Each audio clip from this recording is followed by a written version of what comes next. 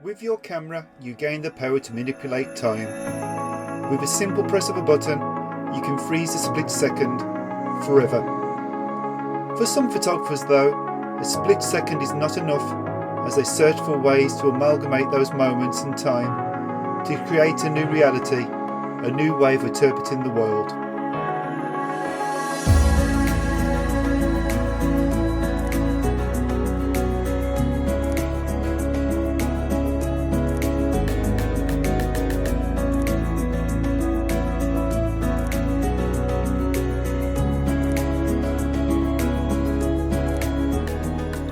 Now, the traditional way to shoot long exposures is to use something like this, which is a neutral density filter, which basically all it does is blocks out some light so it extends your exposures. Now, but what about if you don't have a filter?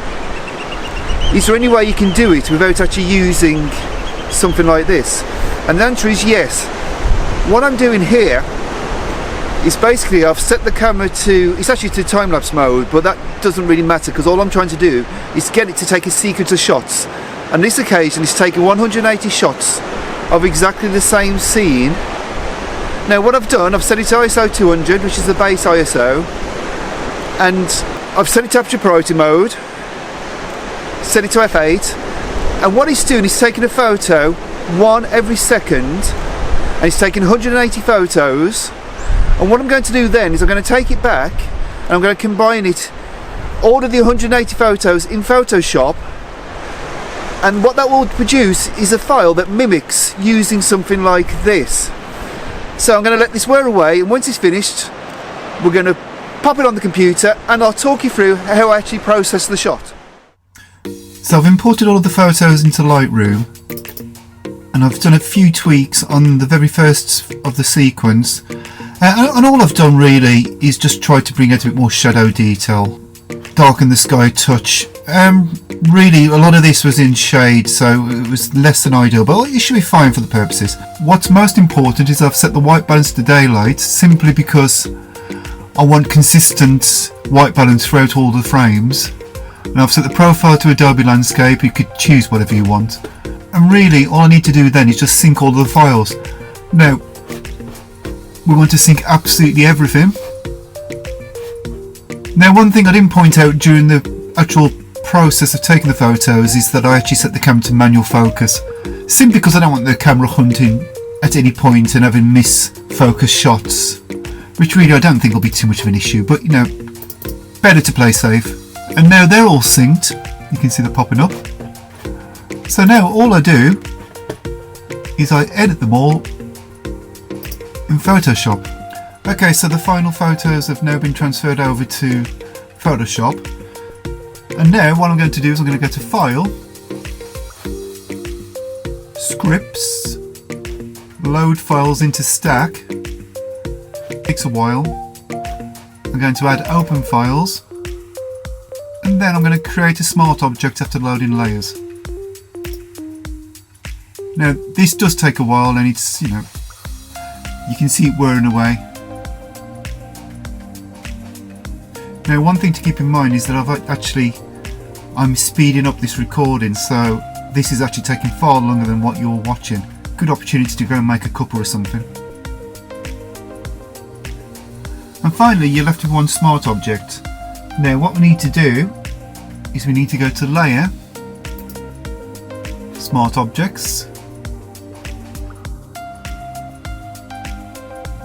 Stack Mode, and then we want it to be mean. And again, it's going to wear away.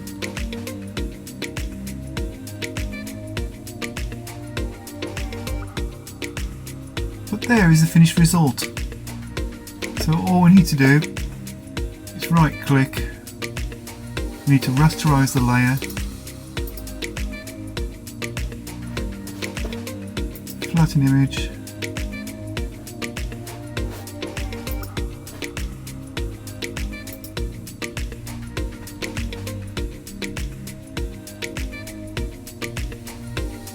and that gives you an idea of how the file actually looks.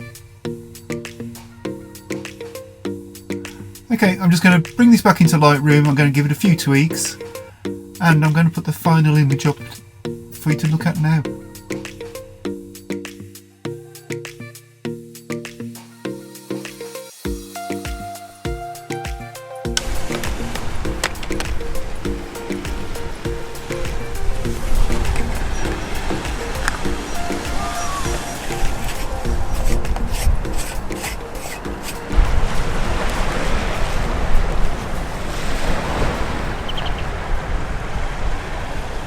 So that's the more traditional way of doing long exposures, simply by using a filter, blocking out as much light as possible, which results in a longer exposure. You know, that was about 20 seconds, 25 seconds, something like that. So as you've seen from the shot earlier, digital blending works. You can create long exposures, but my preferred method really is still to use filters. However, there are times when you just can't use filters. Like, for example, if I'm using this bad boy, no filter thread, it's a 14mm ultra wide for the Nikon, no filter thread at all. I could perhaps improvise around the hood, but you know, it's probably going to be vignetting, it's probably just not going to work. So in that sort of example, really it has to be digital blending to do it, and it works nicely. And I think what's most interesting is the fact there's a lack of colour cast, which means if you want to do colour long exposures, it's far easier. As you've probably noticed, a lot of the shots I've put up so far have been black and white, and that's simply because they were taken with filters and there was a horrendous colour cast. And even with the filters with the so-called no colour cast, it's still there. You know, perhaps not as bad and easily correctable, but it's still a colour cast. But doing digitally, there's absolutely no colour cast, and it's wonderful. But yeah, I think there's places for both techniques.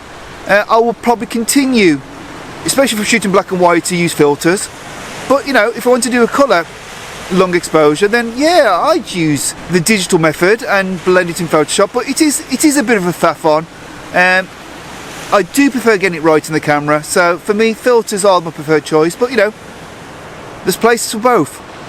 Anyway guys, I hope you've enjoyed this video. If you like it, please give it the thumbs up. Do consider subscribing to the channel. It's the only way I can actually tell if people are enjoying the channel, enjoying the content, and you know, it gives me the motivation to do more. And feel free to leave your comments, ask questions and all that good stuff, and I'll see you soon. Until then, thanks a lot for watching. Bye.